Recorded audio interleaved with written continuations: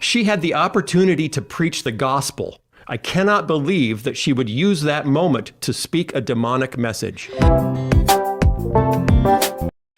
What a shallow, shriveled gospel we claim to hold to if we think it does not include the things that she said. Mercy. Like, I don't know where they were confused or where they stopped paying attention. She completely shared the gospel. It was not a Romans Road evangelism strategy that you might hear, in a youth group in an evangelical church. When did she mention Jesus?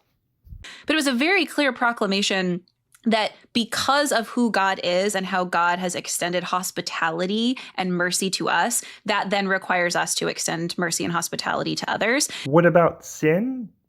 The cross?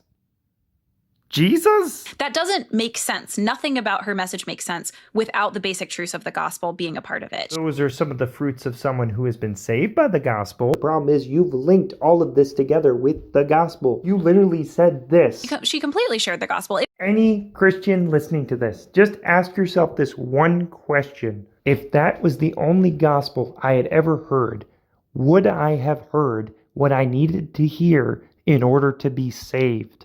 Is that the gospel the Bible preaches? These questions are not out of bounds when Caitlin literally says that this person completely shared the gospel. She wasn't just saying, be a kind guy to be a kind guy. She was saying, this is how God has acted to us, so we should respond in kind. And actually, God has asked us to respond to God's mercy with our own acts of mercy. God asks us to respond to his mercy with repentance and turning to Jesus. No, that's not nitpicking. You can't have the gospel without that. Period. Should you be discipled by people that believe an acceptable gospel doesn't include Jesus?